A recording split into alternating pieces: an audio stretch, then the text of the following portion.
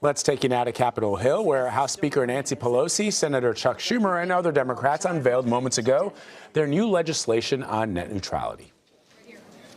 Right here. Oh, okay, right next to you.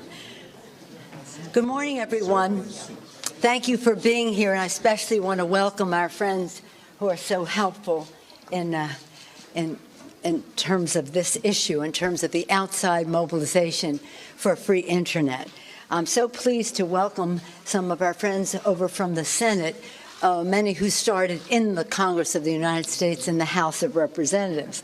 Leader Schumer, Senator Markey, Senator Cantwell, and Senator Wyden. Welcome, and thank you for your leadership.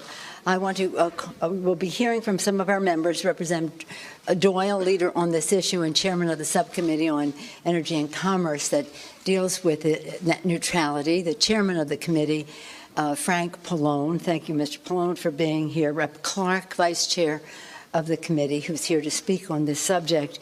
And I particularly want to acknowledge Congresswoman Anna Eshoo, who has been the godmother of this issue for so many years, when she was chair, a ranking member of the committee that Mr.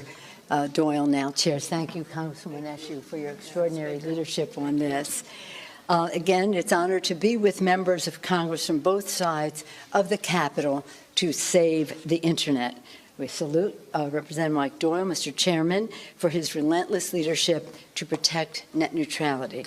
We are thrilled to be with so many advocates across the country. Millions of Americans are organized, mobilized, and they made the difference in the fights that we've had. Mr. Markey's CRA in the Senate last year, but even before that, under Congresswoman Eshoo's leadership, the issue to speak out in terms of what the Federal Communications Commission was doing. Young people in particular get it. This is about your jobs and your future. So the free and open Internet is a pillar of so many things, our democracy, our economic possibilities, entrepreneurship, and the rest, creating opportunities and empowering communities. A full 86% of Americans oppose the Trump assault on net neutrality, including 82% of Republicans. That's hopeful. With the Save the Internet Act, Democrats are honoring the will of the people and restoring the protections that do this. Stop unjust discriminatory practices by ISPs that try to throttle the public's browsing speed, block your Internet access, and increase your costs. This is about freedom.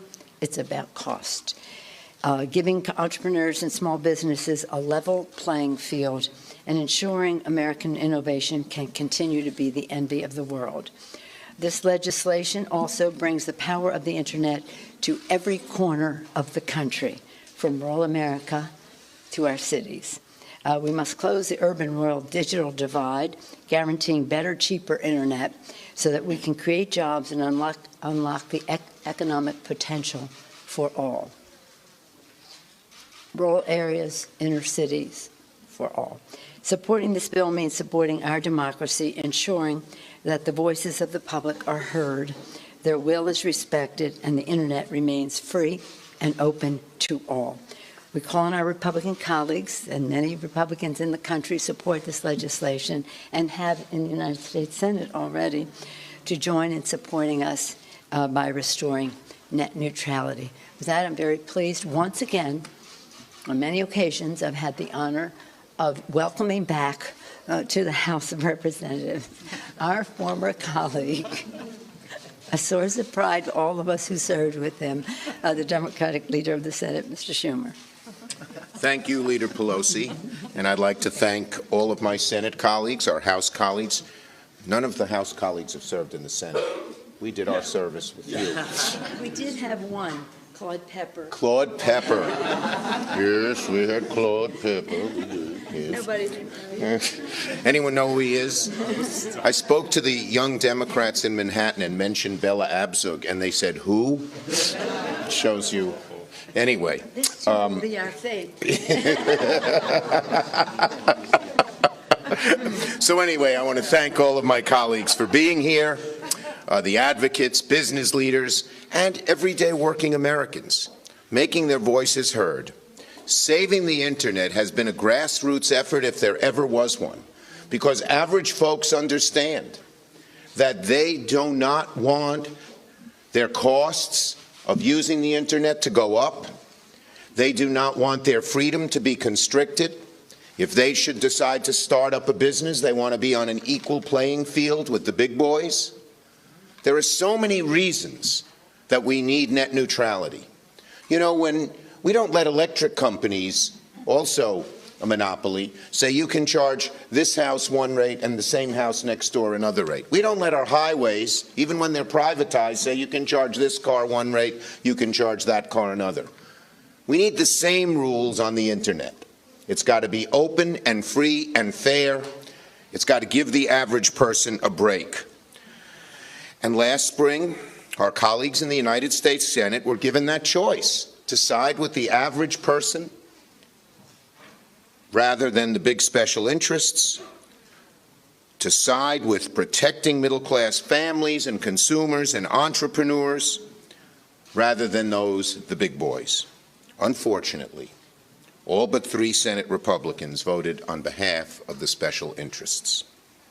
But Democrats voted on behalf of the American people, who have been calling and writing and texting and tweeting and posting, urging the Senate to pass legislation to undo the FCC's horrible decision. Believe it or not, it passed the Senate. It did, because of the hard work of my colleagues who were standing here. But unfortunately, then a Republican-led House of Representatives just shelved it. So now we have a Democratic House, and Republicans will have a second chance. There are second chances to right the Trump administration's wrong. You can bet that Democrats will continue to side with hardworking Americans who pay their cell phone bills, pay their internet bills each month. Republicans should join us instead of siding with the executives at the big broadband providers who send out the bills. And this is a real bipartisan effort to right the administration's wrong and protect the free and open internet. We say to the millions of Americans who care about this, continue to let your representatives and your senators know how you feel, because your power, with your power behind us, we can succeed.